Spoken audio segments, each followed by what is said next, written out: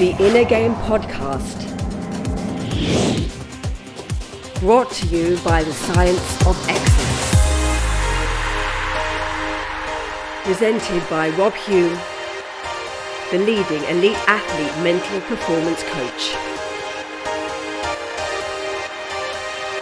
Unleash your power.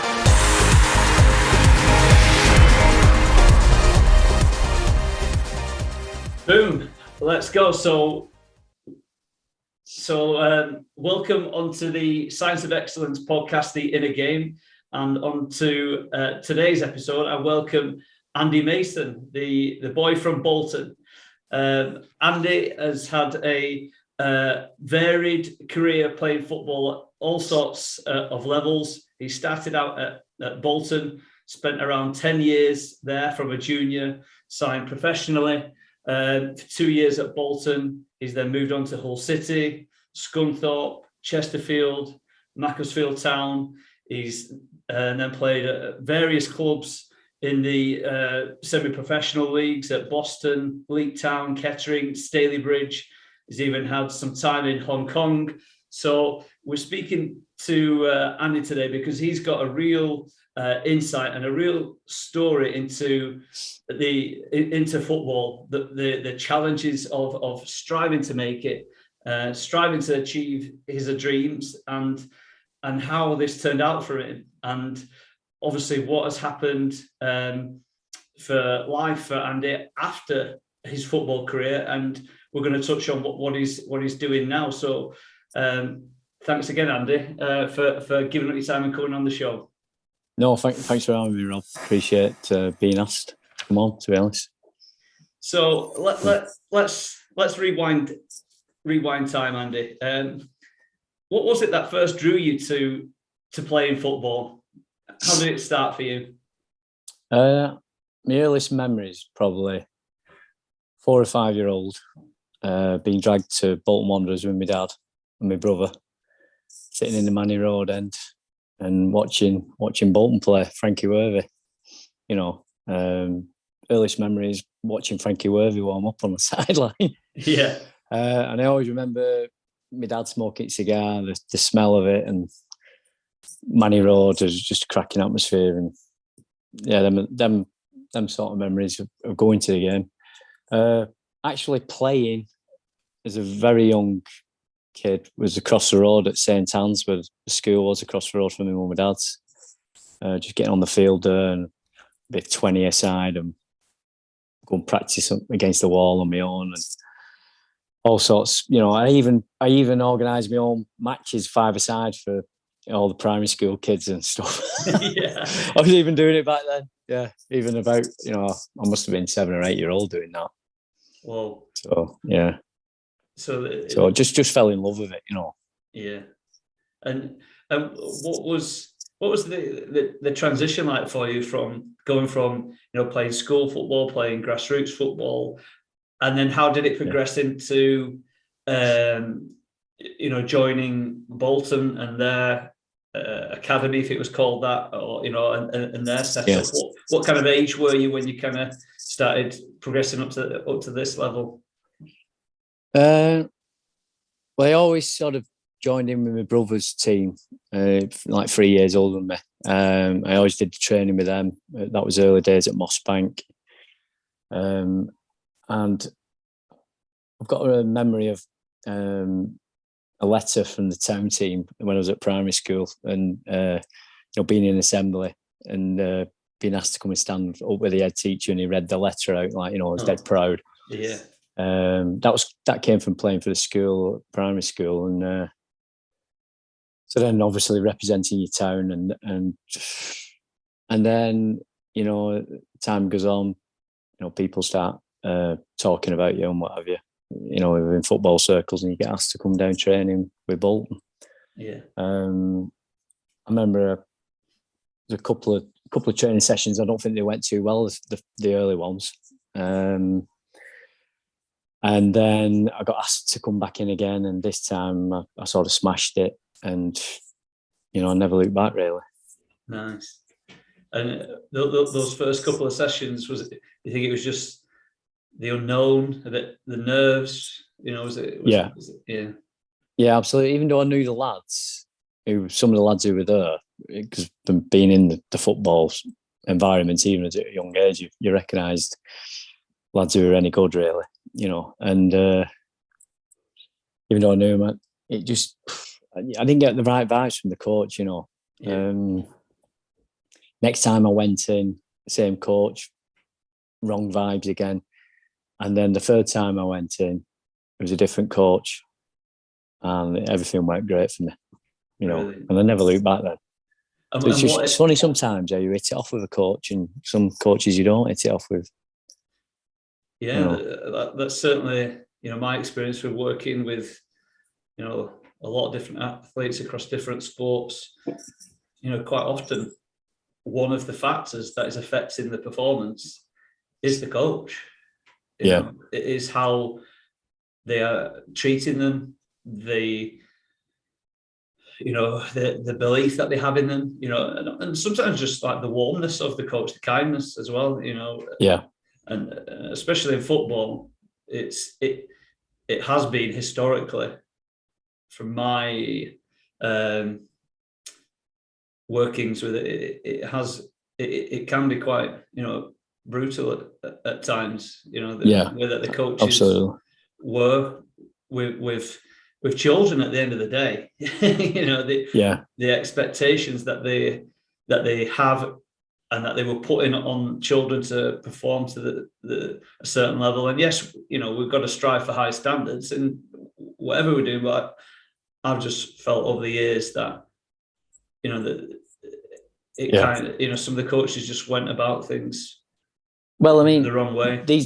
Unfortunately, some of these people are still in the game now. The children at the end of the day, they're not adults, and you still see these coaches who are talking to them like they are adults, and they're not the children. Yeah. You've got to remember that, really, as a coach, first and foremost.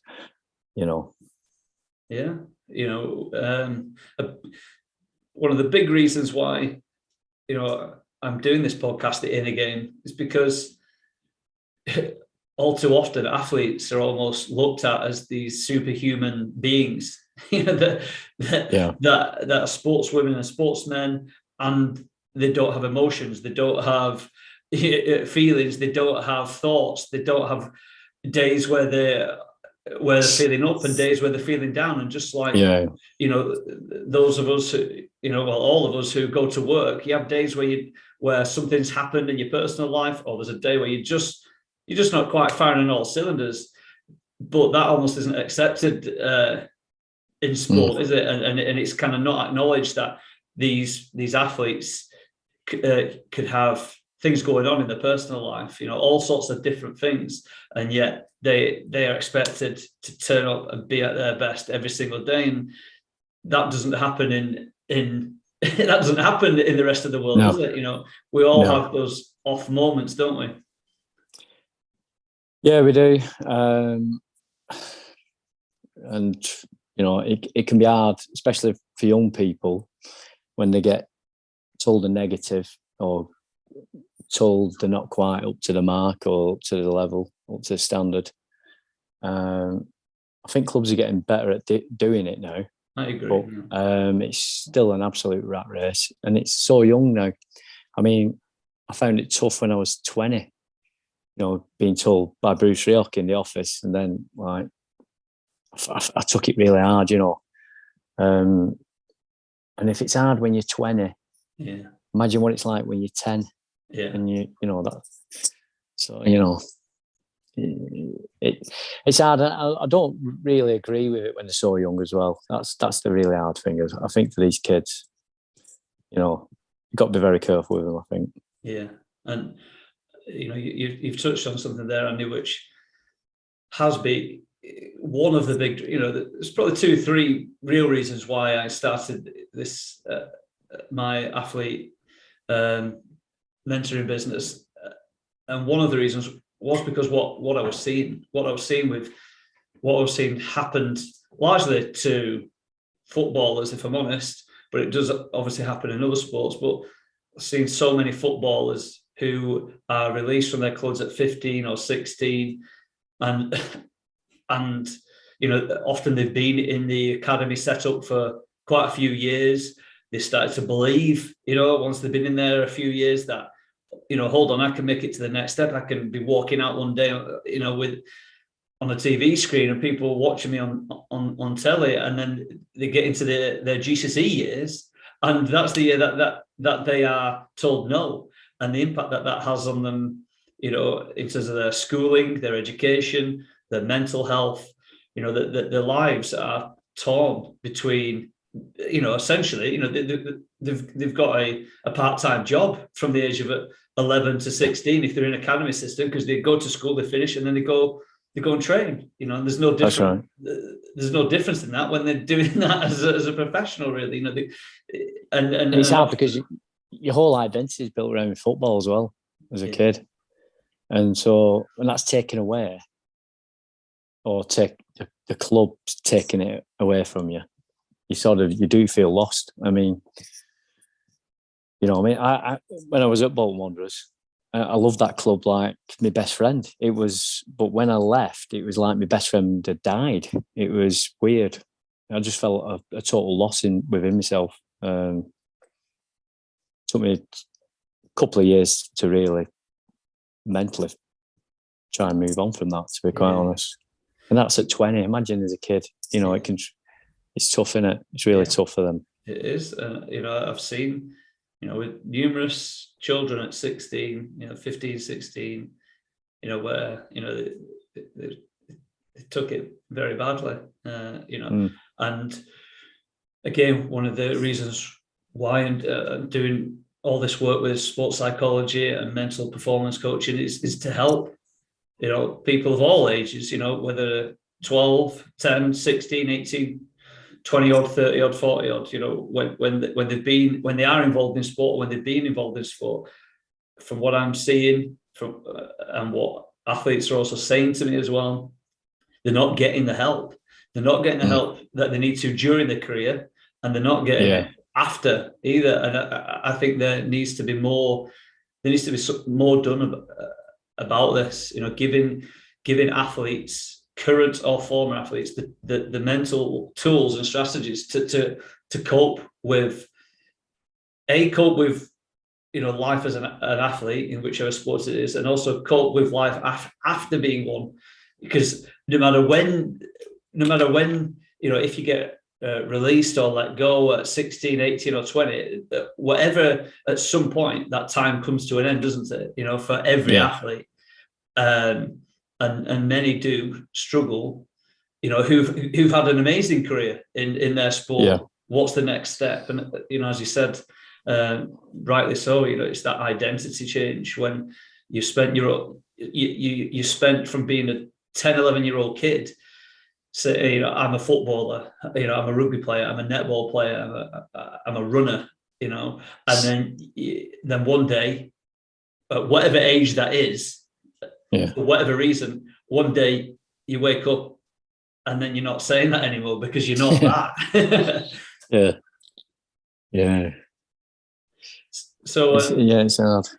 I'd just like to just continue with you with your Bolton journey. I know that you're a really proud, passionate Bolton man, and it was your dream, to represent your hometown. And when you got into that academy system, did you say you was about 12? Yeah, I think it was about 10 or 11. 10 or 11. Yeah. I signed for the School of Excellence. And then we used to train at the back of Burndon Park on the Astro there, next to the sports hall, the gym. And then on Tuesday nights, Steve Carroll let us go in and watch to the Burndon Paddock and go and watch the game on Tuesday. If there was a home game on, so we'd go and catch the second half of that. Used to love it. And then he signed schoolboy forms. Then I signed on a YTS, so basically an apprenticeship. So left school at 16 and straight into football environment full time. And that was a bit of a wake up call in all aspects of my life, really.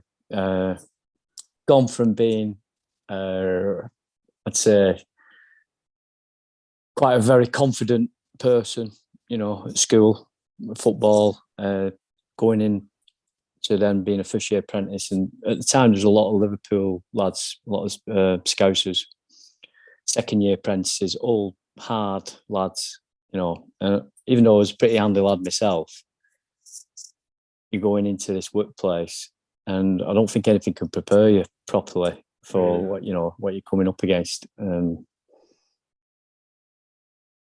First 6 months were tough. If I go into it, I'll tell you. Please do. You'd have things like, I'd beat them at running, so I'd probably lap them twice or whatever. I was a very fit lad at the time, so I've gone into that club and I'm trying to show the manager, who at the time was Phil Neal and the assistant was Mick Brown, that I want to play for your football team. Basically, I want to go all the way. Yeah. And it didn't go down well with the older apprentices. The fact that I was beating them at running and smashing them in training and everything else. And so they have like a court. It was like you'd have a court, stick the bibs on your head, and basically, because I used to beat them at running, they'd hold court, and basically sentence would be, I don't know, they'd basically bully you. So you go through like a tunnel of death, kick the absolute crap out of you, so you line up against the wall, kick the crap out of you. Deep heat on your private parts, that sort of thing, Right. That went on for about 6 months. Not just me, some of the other apprentices as well. Right. A couple of them left because of it. Every day I'd just go out and beat them again at running. I wouldn't let them beat me. Yeah.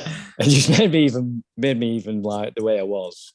But the thing is, you never tell anybody these things. You sort of hide it away and you get on with it. It was up to a point one day. I didn't catch the buzz home. I decided I was going to walk home. It was dead sunny. I had a particularly bad day in court in the changing room. Yeah, and I come walking home. I had my shorts and t-shirt on. It was a sunny day. Mum and Dad were in the back garden. Gary's door was up, so I just went through to the back garden. My mum seen all these bruises on my leg. And she said, "Oh, all them bruises on you. Where did they come from?"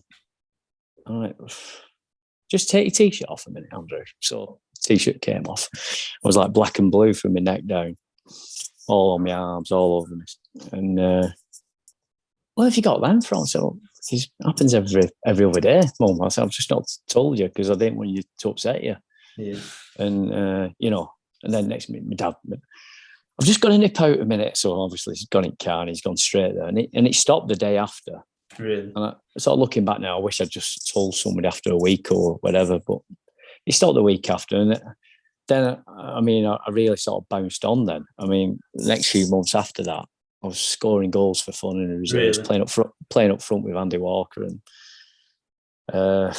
things, and I ended up signing pro within no time then, because I started doing really well. But it just shows, a lot of the lads, a couple of lads left because of it, and nobody said anything back then, did they? No. And so obviously after your dad went and had words, you said those types of behaviours, that culture, it did change.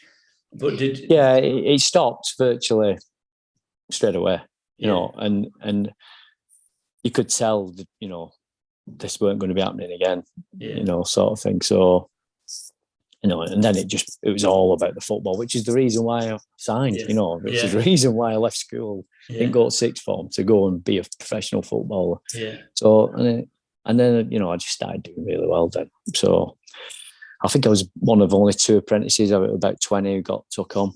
Really? Yeah.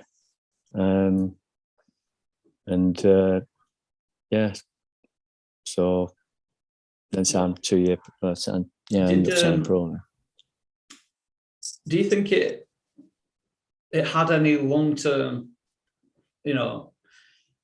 impact though? Obviously, once it stopped, and that you was able to then focus just on being yourself, because essentially what those lads were doing, they were conditioning you to make sure that you weren't excelling you know, they didn't like, you know, from how I'm seeing this, Yeah, they didn't like you outdoing them. And as somebody once said, the easiest way to get the biggest building in the city, it isn't to build your own. It's to knock down the tallest one. Yeah, and that's kind of. Well, they saw me as a threat as soon as I Yeah. went in. You see, because I stuck up for myself. I'd Yeah. be fighting every other week with one of them. Really? You know, yeah, I just stood up for myself, and you know, I wouldn't let them beat me. You see, but I think as I look back at it now, and obviously, you know, you know, during lockdown, I've done quite a bit of that, looking back and having a look at old photos and things. And you know, later in life, I think it made me more resilient, because Really? I knew that if I could get through that, I can get through anything. Yeah. So any obstacles in my fight, as being a firefighter, and you know, the mental health impacts you have with jobs you go on, and being in your probation, etc., and learning a different job, which is really tough. I knew I'd get through it because I knew I was resilient, and I could what I'd been through before. So Yeah. I knew, you know. So it did. So, It did help me in a way. You know, I know it was like a Lord of the Flies type of environment. Yeah. You know, and it was pretty lawless in the early days. But I think the fact that I've been at my dad's garage and worked there and dealt with people, you know, from all types and all walks of life, I wasn't as green coming out of school as you think. You know, I was a bit more hardened than I actually. Looking back now, I think I was a lot hardened than I realised. Yeah. Yeah. You know, what's one of your most favourite memories from your playing days? You can pick more than one, Andy. Well, I mean, I absolutely loved my time at Bolton. Other than that, for 6 months, obviously. Yeah. But you know, I mean, being around, you know, your heroes, really, because I'd sort of like sat in the stand, watched Phil Brown, watched Mark Patterson play, you know, and then next thing I'm sharing a changing room with them as a professional, you know, and that was great.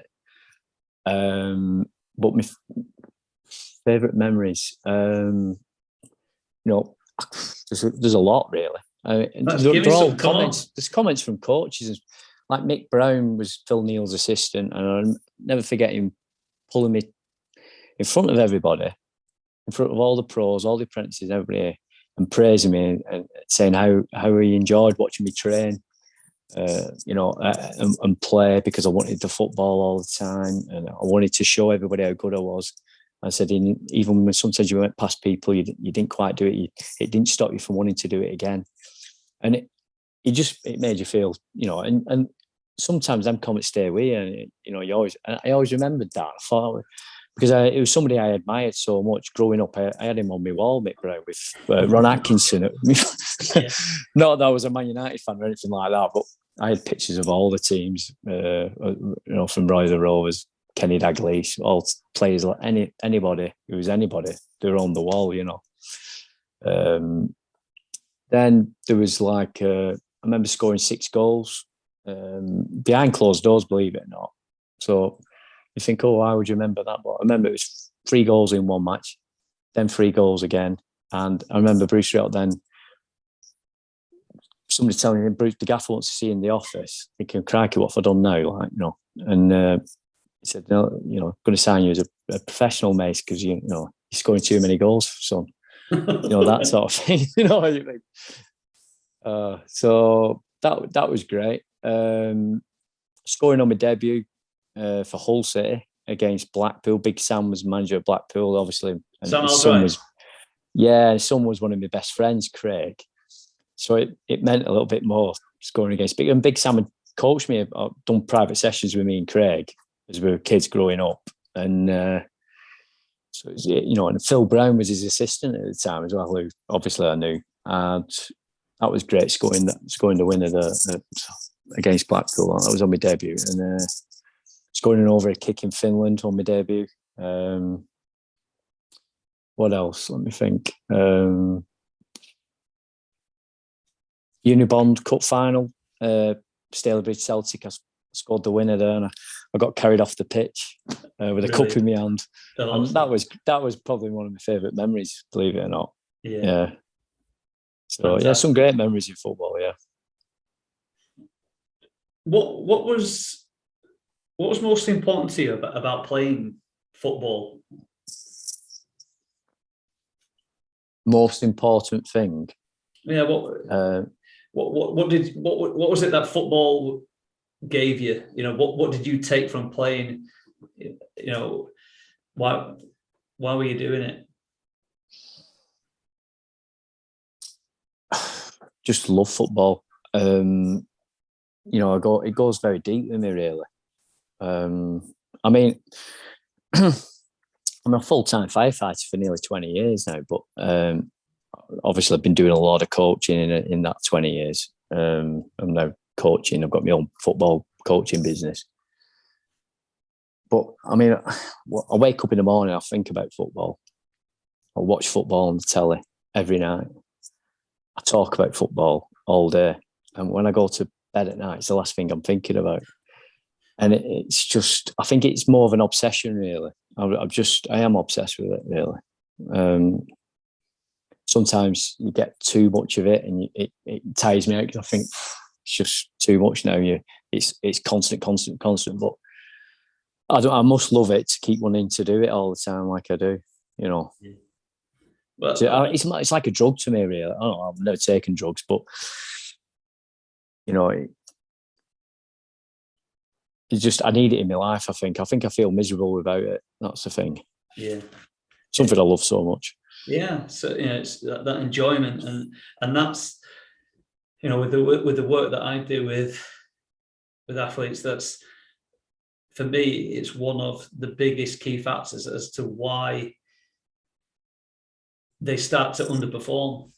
That love and enjoyment that you're speaking of there, it starts to dissolve away. Oh, don't get me wrong, Rob. There's been times where I thought, you know what, I've had enough of this. Yeah. I'm done. And quite a few times, really. But it comes back eventually. It comes back. Comes back and sucks me back in. Yeah. And as you say, I was the same. Football. Although I played a few different sports, football was the one. And I like you're talking about there, I just got so much love. I just got so much enjoyment from running around with that white thing. And very few things, came close to that, because I guess you've had so many great memories of playing the game. You're getting success, aren't you? You're getting rewarded. People are saying things to you. Yourself. You can physically see yourself getting better. You can, visually see yourself scoring these. When you're actually,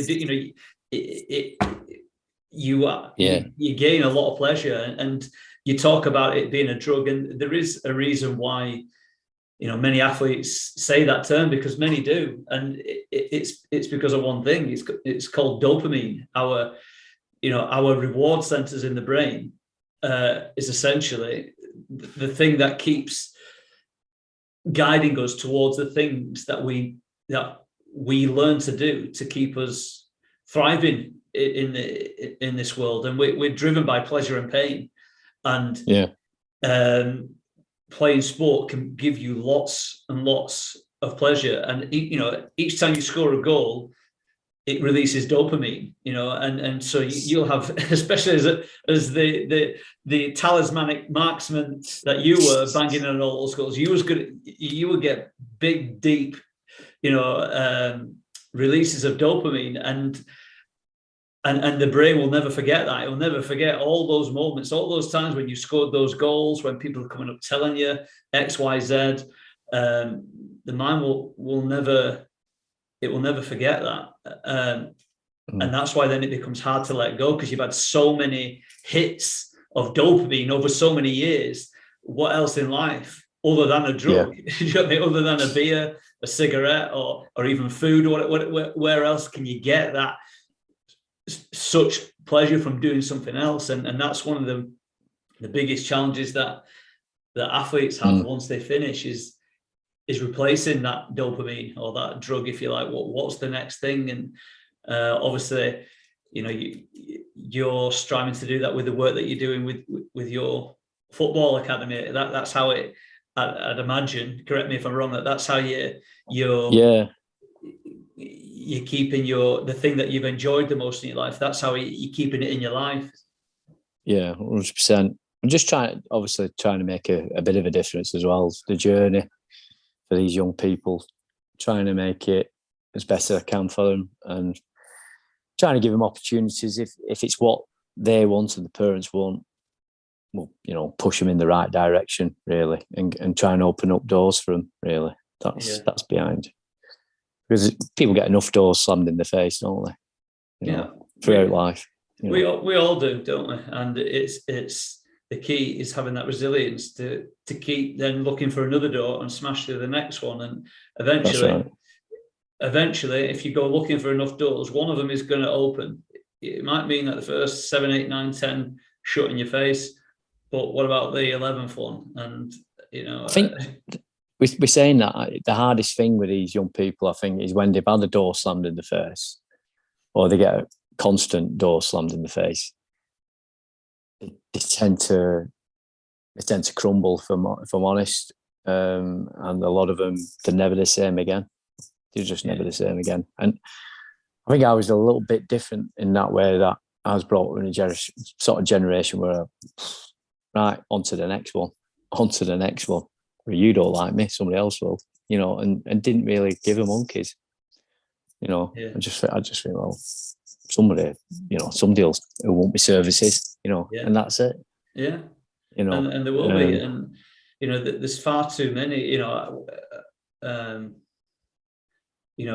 young lads and you know, young women, young girls who they get that door shut in their face at 16, maybe 18, and then, you know, often, you know, too many times they stop playing it altogether at any level. And, you know, I've always found that really disheartening with certainly the lads that I've come across where that happens. Is that, you know, rebuild, you know, go somewhere else, try something new, someone else where your face fits a bit differently, where your personality fits differently with a different coach, a different system.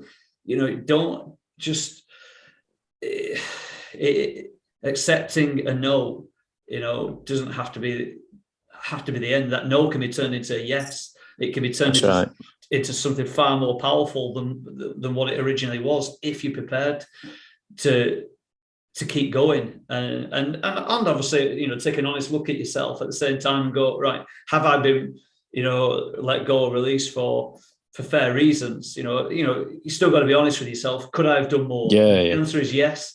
Then it's an opportunity, isn't it, for you to go away and work and then come back. And that's obviously what you're doing with your Select Soccer Academy. And that when some of these lads get released from one place, you're trying to bring them back in and then giving them at least with you a high standard of football to play with, and then potentially progress on to somewhere else. Right. Summing that up correctly, would you say? Yeah, absolutely, 100%. Yeah. Do you think you achieved your potential? Did you maximize your ability as a footballer, Andy? Honest answer, as a pro, no. What happened at Bolton was I got injured, hamstring, towards the end of the first season as a professional, and it was the season when they were like blooding all the young pros. So they were giving them, because there was nothing to play for. They were like mid-table that year, I think, at first division, and I thought, you know, I just knew that I'd blown my chance by being injured of making an impact and playing in the first team. I really struggled to get fit after that. And I was never the same player with the hamstring. because my other hamstring went in the following pre-season, and I couldn't get it right the whole season until about, I think, there's 10 games left in the reserves, and I played 9 of them on the wing, and then he released me. So I played in the last game of the season for the reserves, played up front, and I scored 2 against Rotherham, I think it was, just to prove, again, that obviously I can still do it when I'm playing up front, but my hamstrings was always there. And I lost that little bit of a yard as well. I know I've heard Michael Owen talk about it. He was never the same player when he had, a different level, but hamstrings, he never felt quite the same again. And it's true, I never felt before the hamstring injury as good as when as when I didn't have it, basically. But I eventually saw a specialist and got them right, but it was too late then, really. Did you? Then as a semi-pro, loved the game, loved everything about it. So probably, I did well playing for like Chorley. I scored 54 goals for Chorley in 2 seasons, and enjoyed everything about being a semi-professional football. Probably enjoyed it more than I did being a pro, to be honest. You train a couple of nights a week, and you're going out with the lads as well after the game, and you're having a great social life as well, and you've got a job as well, so it supplements that. And you could be on more than, well, back then you were on more than some of the pros were, in the 3rd and 2nd division. So I sort of loved it, and there was less pressure as well. You didn't feel the same amount of pressure. In that full-time environment, it's pressurised, which is where I find it hard for the kids when they're going in 5 times a week at these clubs. And then they're saying, well, it's not pressurised. Well, they're going to feel the pressure. They're going in 5 times a week. It's pressurised, but, so I think I could probably, without the injuries, I'd probably maybe have done a bit better, but it was what it was. I fell out with the manager early on in my contract at Hull, and that didn't go particularly well. And I struggled to hang in there, really, in the pro game, if I'm quite honest. That manager then, was that not Sam Allardyce? Was that somebody else at that point? Or? No, he was. Well, Big Sam was Blackpool manager. That was on my debut against Blackpool. Yeah. Oh, against him, right? It was against him. Sorry. It was manager was Terry Dolan, and the assistant was a guy called Jeff Lee. Just didn't see eye to eye. Looking back, I wish I'd just done more homework on what it was, what I was getting myself into, really. Just the whole way they talked to players was not what I was used to. It was different. I found it tough at Hull. I mean, I hadn't got the thing about when I was at Hull, I hadn't really got over the Bolton thing. So for the next 2 years, I'm waking up with stress and anxiety in my hotel room every night for about 2 years, because thinking about the Bolton thing, because it literally took me 2 years to get over that. But I was at Hull at the time.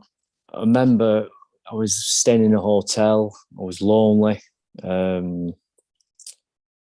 Didn't really socialise a great deal with players. I did now and again, but you're left on your own a lot. And I just so depressed and anxious, and wondered where I was going. And remember staying in that hotel one night. One particular game, I think he put me on a sub and brought me off a sub, right, which was the ultimate humiliation, like. And so I took my top off, chucked it at him, gave him the V's, and then he pulled me back to get me up because I was going down a tunnel. Get down, sit down on the bench, and turn around to me. This is early on in the contract. I've not been there 2 minutes, really. Told me I'd never play for Hull again. And then I'm thinking, I've got 2 years here. What are you saying? Gosh. So it was like going from learning every day at Bolton with Bruce Rielt, Colin Todd. Every day was brilliant because you'd learn something, to going to somewhere where you just thought, this guy's an absolute lunatic. And the way he talked to young players as well. I mean, he bullied young. The way he talked to them, it's just ridiculous. How would he speak to you? Well, I mean, I'll give you an example. There was a reserve game, and he had a young lad in, who must have been 15, 16, from school, come in the uniform in the change room. We're all getting changed. And he says to this young lad, he said, this is the assistant. He said, you've been asking for your chance. You're getting your chance tonight, son. Don't let anybody down and all this sort of stuff. Come in at half time, and he just ripped him up for, you're not good enough, son, and all this sort of stuff. And I stood up, mate, and I said, Jeff, you're out of order. He's a kid, and he's never going to want to play football again the way you're carrying on. I said, back off a bit, mate. Next thing, we're nearly having a scrap in change room, and that was like a weekly occurrence, So it was just something. Looking back, I could have just done with another year at Bolton, really, I think. But there you go. Yeah. So you touched on it there. I was saying that one occasion when I got, and I remember that night I went. So after I'd been brought off, so I've gone on as a sub, then I've been brought off 10 minutes later. So that night I've gone back to the hotel, and I'm upset, and I'm thinking, I'm in this hotel on my own, and I'm just wondering what the hell I'm doing here. Nobody to speak to. Felt alone, depressed. Opened the window of I was on the top floor. Opened the window fully wide, and just thought about jumping out. Really. Yeah. And I ended up. I didn't do it, and I remember thinking, should I do it? Should I do it? Ended up lying on the bed, crying my eyes out for about 2 hours. Then phoned my mum. The reason why I've not done it is because obviously I knew how upset my mum would be. But during lockdown, one of my cousins unfortunately took his own life, and I often think, if only you could speak to somebody and whatever. I need to speak to somebody. Eventually, I did, but it can be tough. Yeah. When you're in that negative sort of mindset. Yeah, it's and you think there's no way out. It's a challenge whether you're an athlete or not.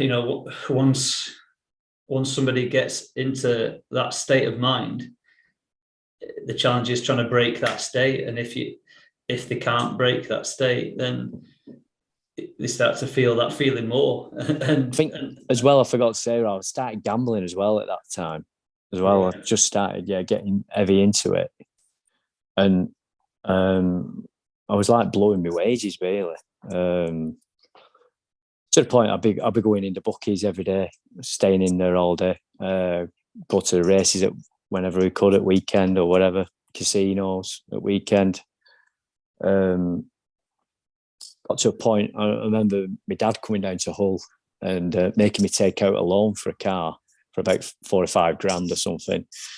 So that like half my wage, 3/4 of my wage or whatever went out on this loan. So I couldn't spend it. Yeah. It was a way of saving up. That went on for about 18 months until, obviously I met the wife then, Wendy. Before we got married, she turned around to me and said, I'm not marrying a gambling addict. So it's either me or gambling. Take your pick, but you're stopping now. And this is one night I'd come home from the casino and blow my wage again. So I thought, you know what? It's a good time to stop. Otherwise, I'm going to lose everything. So, and I did, and I stopped, and I've never been back to it. It's weird. I never saw anybody, I never talked to anybody about the gambling or anything. I just stopped that. And maybe I wasn't as bad as I'm trying to make out, and I probably wasn't. But I was it's addictive, and it was a buzz, and again, you just get drawn into. I got drawn into that sort of world really because I thought, well, this is a bit of escapism from the reality of what's going on, which is it's all crap. I'm not enjoying life, Yeah, that makes sense. As I was saying, athletes talk about sport and especially football as a drug, and as I mentioned, it's because it's a chemical. It is an addiction. We get addicted to dopamine, and you can get addicted to dopamine by keep going on Facebook and Instagram and Twitter, keep looking for the likes. Every time that phone pings and you get a like, the people that made that device, they made it for that reason. They know that ping, that little heart button that comes up, releases dopamine. And it is, somebody who gets addicted to cocaine, these types of drugs, what they're actually addicted to is that cocaine releases dopamine. And as I said, you can associate dopamine to almost anything. And you got so much pleasure from playing football, and for many, many years it brought you so much happiness. And then obviously that kind of ended at Bolton. And then what do? You was living your life for a long time, happy, doing the thing that you loved, stepping into your dream every day, believing that you're going to go where you wanted to go, and then that disappears, and then there's a void. Yeah, that's right. And what do you fill it with? And so, listening to your story, your journey, how you moved across the Hull, you're still upset over what's happened at Bolton, your boyhood club, leaving your heroes essentially, then moving over to Hull on your own, not getting on with the manager, not playing, and I want to feel happy, so how am I going to do it? Well, I feel good when I win a bit of money, and then you start chasing that feeling, that winning feeling, don't you? Yeah. But thank God for Wendy, eh? Wait, I mean, I look back now and I think I've got a lovely house and family and that, and wow, it could have been so different, couldn't it? Yeah. Many footballers, fall foul of that vice, don't they? Yeah. In terms of football, how much of playing the game do you believe is mental, and how much is physical? Could you try to give your opinion as to where that percentage lies? What percentage is mental? What percentage is physical for you?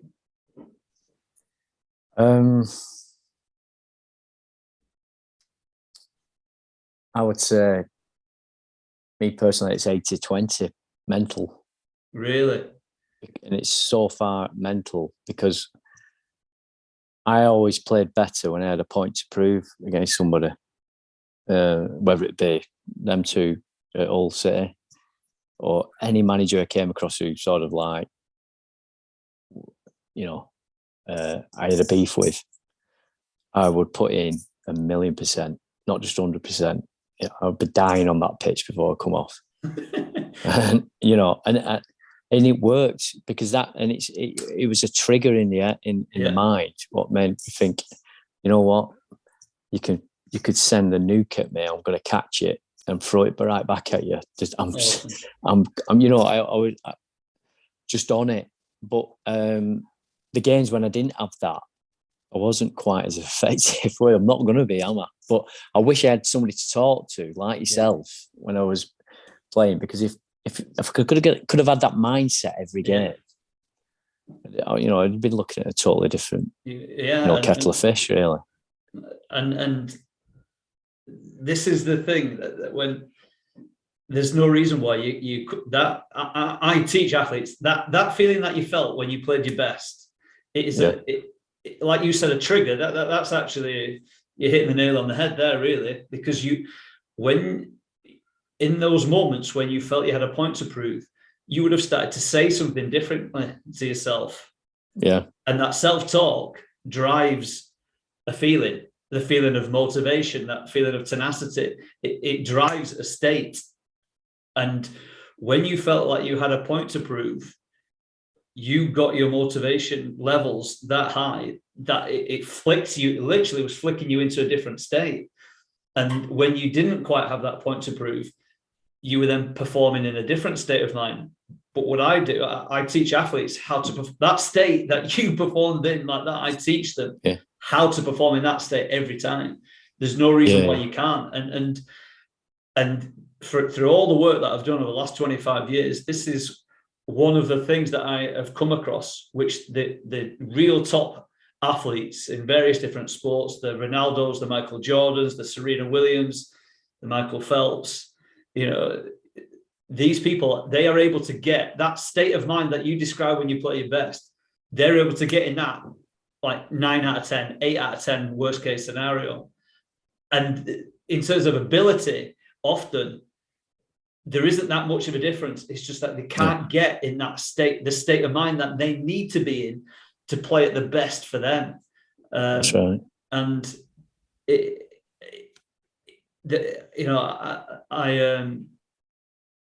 every athlete, I ask the same question to that, and it's coming out more and more and more that they themselves believe that the mental side is more important. If not, the lowest score that I've had is 50-50 so far, and I've asked this question to a fair few people, but even 50-50, and the question I then ask is, if 50%, if it's 50-50, let's just go with it 50-50. If 50% of your performance is based on what you're doing mentally, how much time are you spending mentally preparing yourself, developing yourself? Because if we look at it another way, if I was to say, how much does your diet as a percentage affect performance? Let's just say the answer you give is like 5%. Then an athlete would spend roughly, 5% amount of time sorting out what food to buy, what food to eat, what food not to eat, nutritional supplements, hydration. They would give time to that, wouldn't they? It's part of their routine. But so many individual athletes and so many clubs and organizations, they are not giving the time to the mental side, and they are massively missing out, because it actually saves time, working. I'll give you an example. At night before a game, I could never get sleep ever. But the way I sort of worked around that was by having 3 or 4 cans of lager to try and get myself a little bit to get some sleep, because I'd just be thinking about the game, sweating, getting excited, thinking about the goals I'm going to score, try and go to sleep, but I'm thinking about the goals I'm going to score, so I'm getting excited again. I'm wide awake again. And that was all nervous energy. And sometimes, I'll never forget, there's some matches I used to think I'm absolutely knackered before I even get on the pitch. And it wasn't through lack of training, right? It was the fact that I couldn't get sleep. Yes. And all this nervous energy made me so tired by the time I hadn't got my rest in. I hadn't got proper rest. I was just crossing that white line. I'm thinking I'm knackered before I even get on there, yeah. Again, sleep, no human, and I've had periods in my life where, I was an insomniac, living off limited sleep. I know what that does. And you're then trying to go and do sports, it makes it so much harder, because we grow whilst we're sleeping. And you're releasing, when you go to sleep, it releases growth hormone. People take growth hormone as a supplement, but you release it naturally when you go to sleep, when you shut your eyes. And obviously that has all sorts of effects. It's releasing that to help your muscles grow, recover from your training. It's obviously stopping you picking up injuries. Also neurologically, the neurons in your brain are growing, and when you're learning new skills and learning new tactics, when you learn that new skill and you've been spending some time practicing it and you can't quite get it, and then something clicks. That clicking literally is when neurologically all those neurons and wires have come together to have that aha moment. This is how I do it, like this. And lack of sleep is affecting that growth, as I said, neurologically and also physically. And with less sleep, you're increasing your chances of then picking up the niggles, the knocks, because the body isn't recovered. And one of the things that I do with athletes is, rather than thinking about, because what you're doing, what you're talking about there before you would go and play, some of it is based on nervous energy, but done in the right way at the right time, what you would do in there, it is a good tactic to do. It's just, it's too early. Yeah, bit nearer the match would have been you better. need to be doing it during the day, 3-4 hours before bed. But and another best time is when you first wake up in the morning. And often one of the things that I create for athletes is a 30-minute neuroscience audio where they wake up and they put it on and they listen to it, and it guides them through, stepping out into their sports arena, performing exactly how they want to perform, feeling exactly how they want to feel, seeing exactly what it looks like to do the thing that they're doing, and hearing the sounds of their own internal voice driving them through their performance. And when athletes do this, and when they do it, again, a few hours before bedtime, and when they wake up first thing in the morning, you're tuning your mind. You're telling it what it wants, what you want it to do, not thinking about what you don't want it to do. I don't want to mess this up. What if I do this and I lose my chance, my opportunity? But it would have brought you some success to some degree doing that. But you probably just lost a bit of control over it, if you know what I mean. Yeah, don't get me wrong. Some nights I'd dream of them goals and I would score them goals, and it's weird. Yeah. The headers, and I'd think, I dreamt that then, I dreamt that last night. Yeah. Well, this is a great thing about the mind. I've spent 25 years learning about sporting excellence, and the majority of that, took me into learning about the brain and how the mind works. And one thing that we in science knows is that the brain, the mind doesn't know the difference between what you imagine and what is real. So when you were lying in bed, imagine yourself scoring this goal. To your brain, that was real. Just like when you go to sleep and you have a nightmare, in that moment, in the nightmare, it's real, isn't it? To you in that moment, and to your brain, it is real. That thing's happening because it wakes you up. You go, whoa, And if you've sat yourself down, or you're in bed and you're thinking about going out there, scoring this goal, scoring that goal, moving this way on the pitch, moving that way on the pitch, and making these runs and this and that, you're creating that movie, that mind movie ahead of time. So it's no wonder that you went and then did it. Sometimes the problem is that when you ended up fatigued after doing that for like 3-4 hours, into the morning, that would have been when that kind of pattern got interrupted, because you, instead of being able to do that and then nod off to sleep and get a good 7-8 hours of sleep, you keep going over it and over it and over it and over it, and not being able to turn off that loop, and then stepping on the pitch and being fatigued. So it's so valuable for athletes to do even just something simple like we're speaking about here, really, and I really would recommend that, the lads that you work with, spending time, thinking about exactly how do I want to perform when I step out on that pitch? What is it that I want to do? What's it going to look like? How's it going to sound? How do I want to feel when I step out there?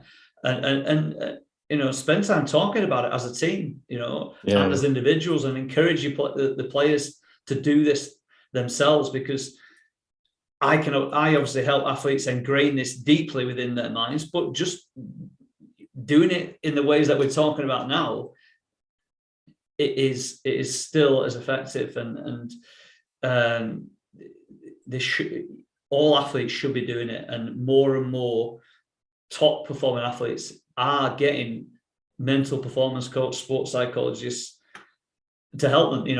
Just look at Ranić at Man United. I think in his second week at the job, the first thing he did was bring a sports psychologist in. And to him, he couldn't understand, like, why isn't there anybody here doing this? To him, amazing, really, isn't it? It's a given, but it's underused. We keep thinking that the only way to succeed and to do things is just to keep physically doing it. But if you over rely on the physical too much, that's when things can break down a little bit. Yeah. So, did you ever get, especially at Bolton and Hull, Chesterfield and Macclesfield, was there any kind of mental performance, sports psychology, work done in those clubs? I would say no. Probably the only psychology I got was when I was at Bolton with likes of Simon Coleman and Neil McDonald talking to me, trying to sort of mentor me and help me along a bit. Or in Coyle, Andy Walker talking to me, saying I did something well. That was like positive. They never really say anything too negative to me. But there was no one ever employed to sort of like come in and try and get, sort everybody's heads out, really. No. Not in all the time, in all the clubs I've been at. Gosh. If that was there, do you think it could have? Everybody, every manager I played for, and even my own mum and dad and my brother, they all said I would have benefited from having a sports psychologist, because that lack of belief at times, it makes a difference, doesn't it? Having the belief. And like I said, if I could have kept that switched on for all them games, I'd have been a different player. But I just couldn't switch. I just couldn't like ignite the switch. It'd have to be because I'm playing against such a body, and I can't stand such a body. So I am going to take it out on that team today. You know what I mean? I do. Oh yeah. As I said, we are driven by pain and pleasure, and pain can be used very powerfully to motivate ourselves. The problem is that you can't use it for that long, because in the end it exhausts us. So pain is used to get us out of danger, get out of the way. But we can use that momentarily for a shorter period of time to actually do some good, to drive us right. I felt, that coach that said no, that coach that doubted me, he brought pain into your life in that moment. And now I'm going to use that pain. I'm going to put that pain on him. I'm going to show him. I'm going to show him something that he's never going to forget. And I can certainly relate to that, because, but as I said, it can become intoxicating. If that's the only way you can drive yourself. You become a bit bitter. You don't want to be bitter. Oh yeah. And a lot of I've spent a lot of time researching this, and the greatest way to motivate yourself in life or as an athlete, it is through pleasure. As a percentage, let's say about 80-20, 20% of the time, use pain. Use some of those things. Plenty of people throughout history have used pain to make sure that it never happens again, to prove things wrong, to turn their life around. But then it has to, at some point soon, it has to then flip to pleasure. It has to be about gaining something that's going to make you feel good. Otherwise, you'll run out of fumes. There's only because that pain, motivating yourself from pain is essentially drawing on adrenaline and cortisol. And there's only so long the body can be pumped with adrenaline and cortisol before it is exhausting, before you run out of gas. And but yeah, I certainly used those things myself in sport, in numerous different sports. To prove something. I used to love it when I was younger, and you'd hear that such and such a player, especially playing at school and things like that, or this guy's at Man United, this guy's at Burnley. I was like, right, I loved it. Put the best player on the pitch and just let me loose on this guy. I loved to be able to prove myself against them. I wanted to show sure what I was made of in relation to them. Sure. So Yeah, I can certainly see where you're coming from there, Andy. yeah. Can you remember one of your best ever performances? What was it like? How was it like for you? As daft as it sounds, it's probably when I came on as a sub.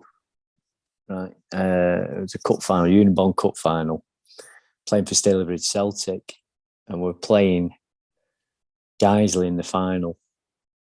And I remember because after the game, the manager of Guiseley was a guy called Bobby Davison, who I'd played with at Hull. Used to play for Leeds United, and he got me involved in going to Finland, to play in Finland and First Division there and that. Yeah. So, but I remember I came on, and I just remember I bought some new boots for this final, which there were silver Puma boots, and I remember putting them on and feeling $1 million in them, and thinking, do you know what? Let me on that pitch today.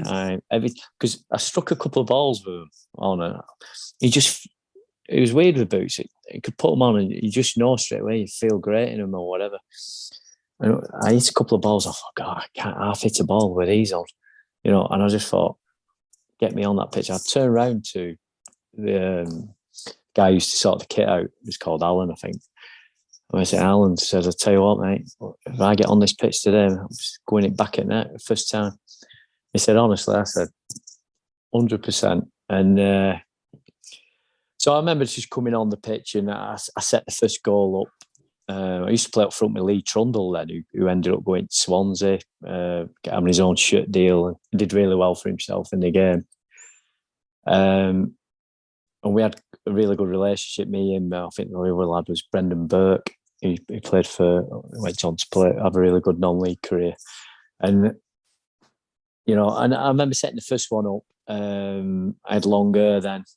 And then I scored a cracker for the second one.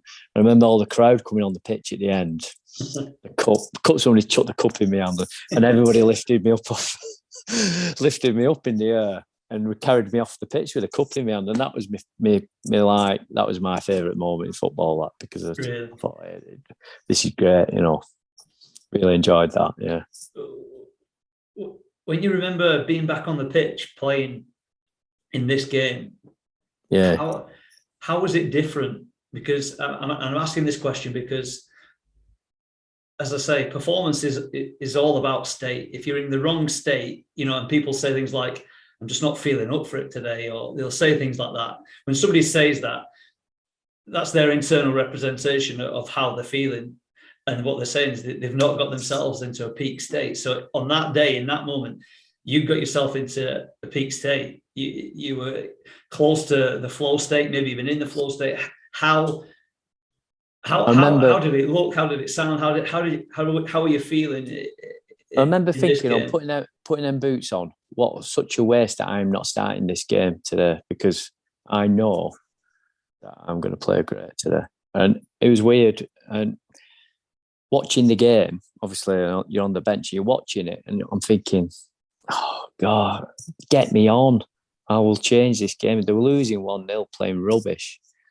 All the crowd's down, it's packed. And I'm thinking, gotta get me on. So threw me on just after half time. And I remember it was like gold dust. Every time I touched the ball, it just went, things happened for me. And it's weird, isn't it? It's a funny old game, football. But just watching it, I just knew that if I got on the pitch, I could win that game for him. Yeah. I think the manager knew that as well, actually. That's why he did what he did. But got the result in the end. He knew he'd made a mistake. When you weren't quite playing to the level that you knew that you could have, what do you think? There was some. What was it going on there? How were you doing it differently on those occasions? I remember some games playing reserve team football, or just because you need a game, playing some lonely, one man and his dog watching type of thing, and playing with a load of kids as well. And I remember finding it really tough, even though I got to show them the right attitude and mentally, you've got to be a leader because these kids are looking up to you. Yeah. I remember just thinking, oh, this is the end. There's nobody here. What am I doing here? It's freezing. And I'm playing with a lot of kids here. And, what we're doing here. Yeah. And like finding it tough. Even, I just find it tough thinking, not that I'm thinking I'm too good for this lot or anything like that. Just very hard to motivate myself to get going again. Yeah. Just wasn't that quite big enough carrot for you? No, I always played better when I knew there was a crowd watching as well. I felt there's a bit of a crowd on. I'd get a buzz off that. I'm well up for this, Yeah. And just, if I thought I was in a team, I'm going to score goals in. I was really selfish in front of the goal. No doubt about it. I wasn't going to pass. I wasn't going to pass to somebody. That was your job. I wasn't going to. Yeah, your job was I to just stick thought it in the goals, onion bag. Yeah, stick it in the bag. I said that we're going to pass it 1-on-1 with the keeper. Absolutely no chance of that. It was going in the back of the net or nothing. Brilliant. You've got to be, because there's two things that you need, in a game of football, and one of them is clean sheets, and the other one, you certainly can't win a game without sticking the ball in the back of the net, and that's why strikers, they go for the biggest bucks, don't they, in the game? Go for the biggest bucks, yeah. I mean, I always did all right out of it, even though it was really a semi-pro career. I was always on good money, and always seemed to do all right out of it, because people will pay for a striker. They'll pay the money to get them in and get them goals. Because without goals, you ain't going to win matches, are you? No. I wouldn't say I was particularly the best player neither or anything like that. I was pretty average, but I just had a knack of getting the ball in the goal at times, And that's all you need. That's all you need, It doesn't matter how it goes in. Doesn't. Going off my nose, off my shoulder, anything. Nobody looks back over Alan Shearer's 260 Premier League goals and goes, yeah, he scored 3 of them off his shin or whatever. Nobody says that. Yeah. I mean, he was something else, Shearer, wasn't he? He really was. Unbelievable, wasn't he? What a player. Who were your role models? Who were you modelling your game on if you did this? So, I obviously, being a Bolton fan, I always loved Frankie Worthy. But, and obviously my dad used to go on about him all the time and stuff. But then as I grew, I like John Aldridge, as I watched him on telly quite a lot, scoring goals. But then it was more like Mark Hughes and Alan Shearer, really. Yeah. But the biggest idol of them all, as an idol, they weren't idols. My idol was George Best. Just the way he had the long hair. So I grew my hair long. Felt different on the pitch when I had it longer. And just everything about him. I mean, that's on and off the pitch. I used to be fascinated with him. And even though it was all done through videos, because obviously I never watched him live, I just remember being mesmerised by watching him, thinking, wow, that's who I would love to be, anything like that, And, I was obsessed with him, really, George Best. Well, yeah. And, I was lucky enough to meet him as well, actually, at Sportsman's Dinner. I got photos with him and that. And it's just a real gentleman. Just thought, they say don't meet your idols, some people and all that, but I just thought, wow, I'm so glad I met him. Because, for me, he was the ultimate footballer. Yeah. And as great as he was, his peak, he hit his peak early. He wasn't able to maintain it. He had his vices, didn't he? He had a lot of mental health struggles, didn't he? Yeah, absolutely. Which, he Yeah, I mean, there wasn't all this help out there, and you know, and United will admit that they used him as an example for all the younger lads that they had coming through late in the later years to show what can happen, etc. Yeah. No. I would enjoy, going back on YouTube and looking at him doing what he was doing. It was incredible. The person that I modelled myself on, I had this fascination with Roberto Baggio. I just absolutely Baggio. Love that guy. Just that. Again, he just had that tenacity and that desire, just getting the ball, taking people on. That's what I love more than anything. I love going past people, and I love seeing it. He would do it in a way that very few people, and especially Italians, very few people were able to play football like he could do. And as I've got older, I've researched and looked into more and more athletes, and what I found really fascinating is that it might have been just before 1990, he got a really bad injury just as he moved to Fiorentina, where he snapped his cruciate knee ligaments. But he was not addicted. He was allergic to the pain relief, so he had to have this operation without any pain relief. Wow.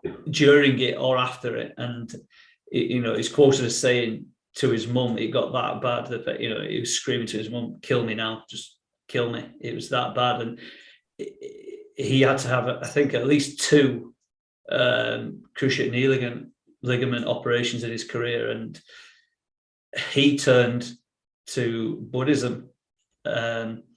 And I didn't know what it was as a kid, but I knew that he was a Buddhist, and one of the things that essentially still you never saw him. He did not fulfill his potential, and but you saw moments of genius from him. And often he couldn't train because he was in that much pain. The only time he was playing football at some stage was when he was out on the pitch doing what he was doing. But he came across Buddhism, and it was the meditation and getting control over his mind. It helped him. He would meditate before matches, before go out to perform, and which would help, get him into state, and it would also help numb the pain, and I found that fascinating that he was somebody who achieved great things, got World Player of the Year in 1993, 94, something like that, European Player of the Year, did what he did, and yet he was doing it with these injuries, but he had found a roundabout way of getting the mental health support, the sports psychology, and he got it through Buddhism. And there's been a few successful athletes and coaches who have utilized Buddhism, because Buddhism is I'm not a huge specialist on that, but I know a decent amount about it, and it's all about getting control over your emotions, getting control over your thoughts, and not getting sucked in and drawn in by the more negative emotions, if you like. And Baggio was someone who got his own sports psychology help, if you like, through Buddhism. And Phil Jackson, who was the Chicago Bulls and LA Lakers coach, who's the most successful basketball coach in history, he is a Buddhist, and he taught all of his teams yogic Buddhist practices. They was all meditated. So even Michael Jordan was developing Buddhist techniques. Kobe Bryant, he was a real advocate of getting into meditation. Again, all to help get control over the mind. Tiger Woods, again, another Buddhist who utilized and accessed some of the tools that and strategies that they were using to get control over the mind. And obviously they're doing that because there hasn't been, historically, the help for athletes in getting better control over the mind, so they can because the thing that infuriates me learning what I've learned over the years is that it's often not the ability that's getting in the way. It's not that these athletes are not physically good enough. It's not that they're not talented enough. And that should never be the barrier. The barrier should be that you're just not good enough. That should be the reason why you don't quite hit and achieve what you want to achieve, that you've not put in the time, you're not putting the energy, you've not developed the skill set.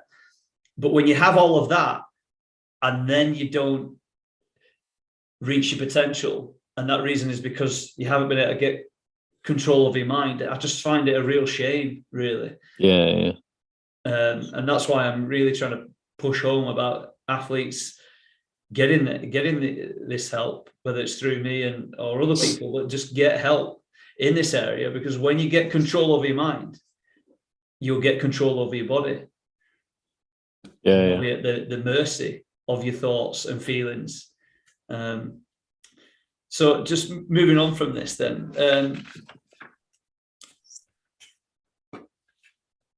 for you as a footballer, what was your number one superpower? What was maybe one thing that you did better than anything else? And this could be a technical thing, it could be a physical thing, it could be a tactical thing, but it could also be a habit, a belief, an attitude, or something. What was your superpower, Andy? As a player, not as a coach. As a player. As a player. I could often just find myself in the right place at the right time in the box. That was just a gift, not something that can be taught. But you can't teach people. I don't think you can teach people how to score goals in the box, to be a natural goal scorer. To be able to call it educated guesswork. Just know where to be and where to stand and where that ball's going to fall. I had a really good habit of doing that. That was my gift. Fantastic. What advice would you give to your former younger self, which would help that younger version of you become an even greater success?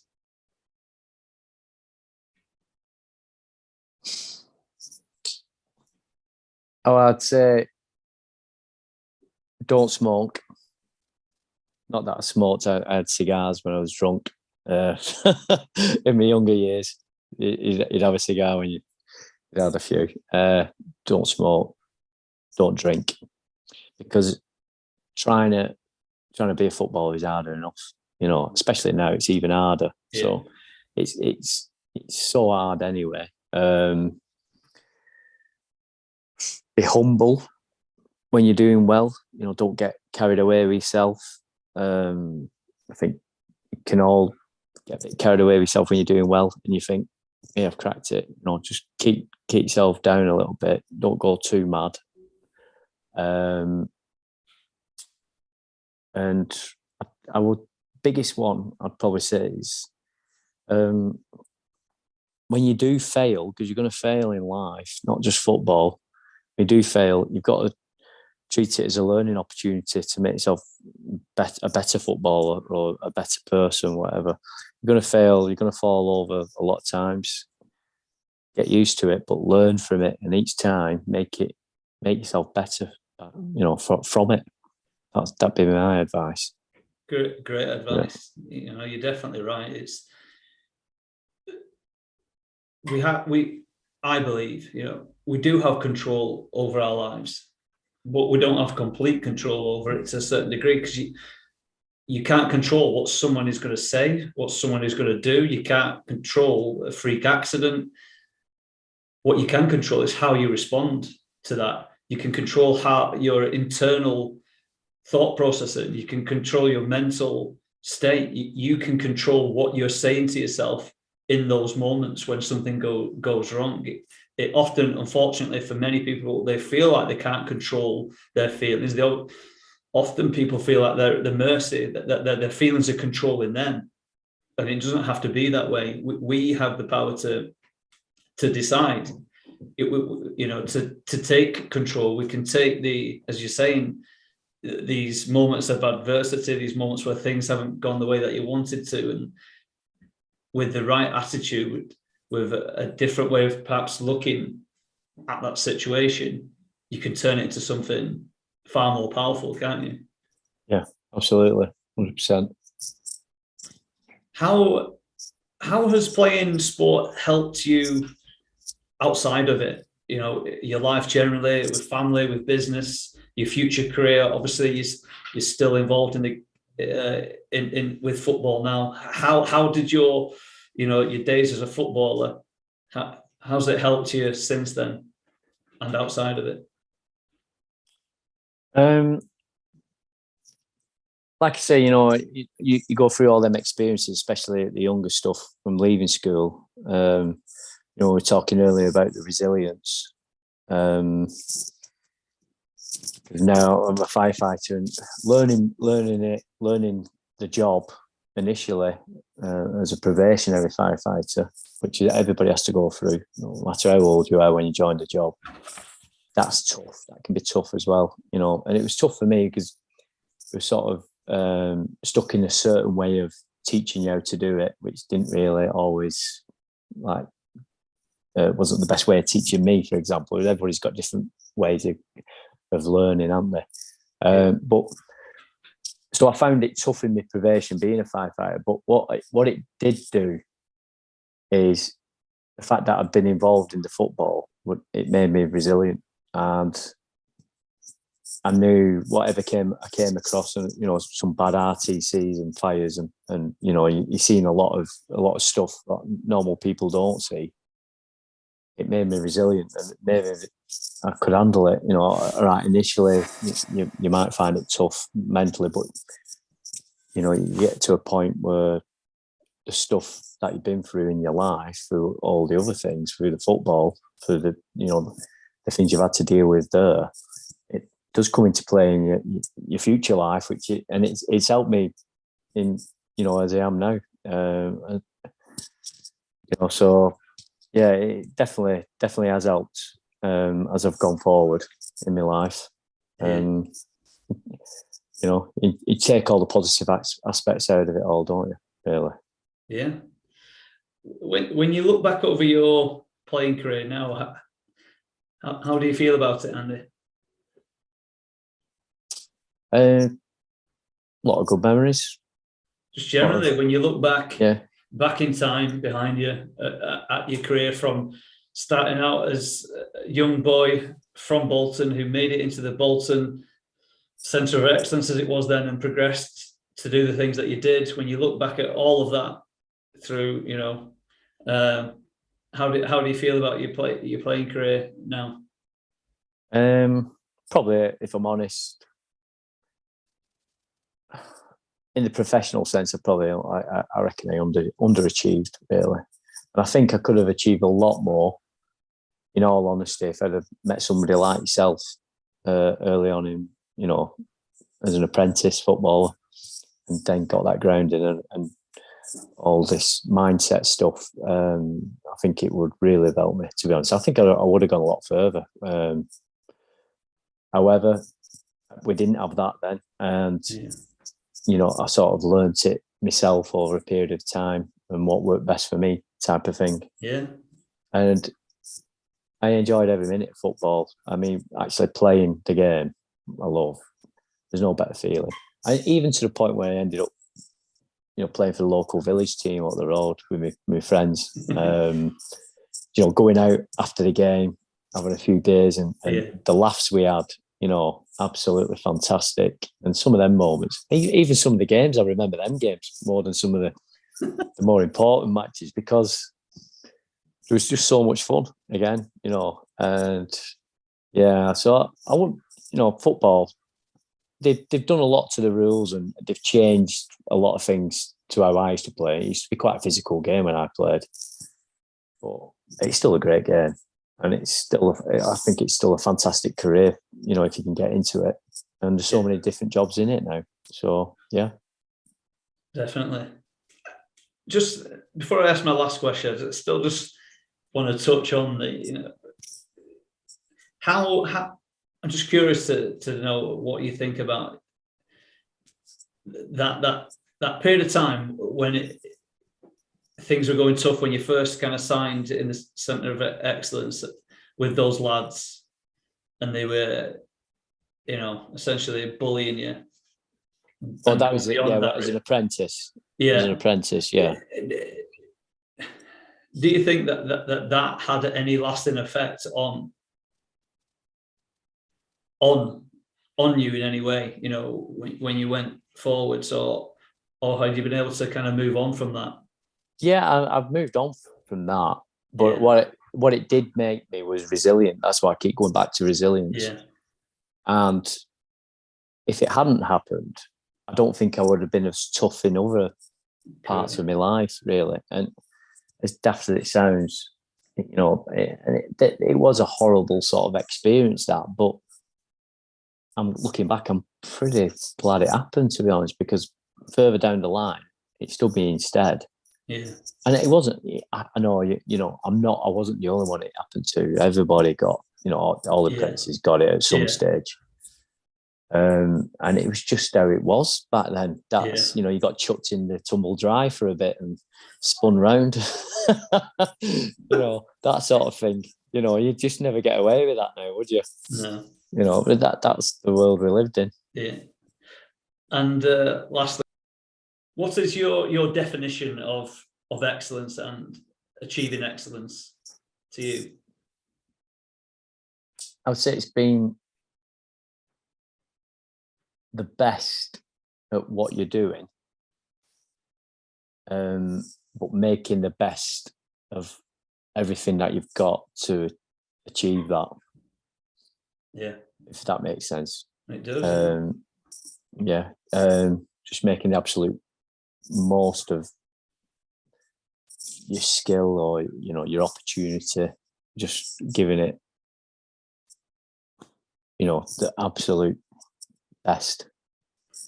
I think that's a great answer, Andy. Far too many people, they start getting older in life, they look back, and all too often they have regrets. I wish I'd done this, I could have done more of that, I could have applied myself here. And we only ever get right now, don't we? You'll never get this moment back, and you'll only get your 20s, your 30s, you'll only have them as you're doing it. And if you don't maximize the time that you've got, you're never gonna be able to answer your own questions, about who you really are and what you're really capable of. And that's certainly something that's always been on my mind. I didn't achieve the things that I wanted to in sport, but it drove me into other areas. I used that to drive me to do other things in my life, other things in my career, take on different sporting challenges that I wouldn't have done without it. And I've learned more from sport than anything, whether that be from scenarios that I've been in myself, whether it be from role models, people, athletes who went on to do great things, and learning from them. Sport saved me, really, I would say. It gave me my confidence, it gave me my reason to get up each day and find joy. That's where I took pleasure from, was playing sport, and especially football. So I think your answer there, Andy, is a great way of wrapping up this podcast on the Inner Game. So I'd just like to again thank you, Andy, for giving up your time with me today. I think you've got a fascinating story about going inside the world of a footballer and striving to achieve your dreams. And you've had some challenging moments. You've had some things where they haven't gone your way, and you've also had some great moments in your career, moments that you'll be thinking of still when those your time on this planet is going to go. There's things that are going to stay with you right to the end, aren't there? Yeah, absolutely. And you know what? Enjoyed all them good moments. I enjoyed every single one. Great. I loved the game. Yeah. Thanks for having me on, Rob. Really appreciate it. Thanks a lot, Andy. Thanks again. No problem. Thanks very much. Take care, mate. See ya.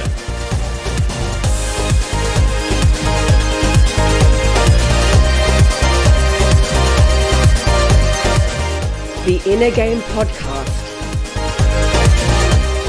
Brought to you by the Science of Excellence. Unleash your power. Book your free consultation now.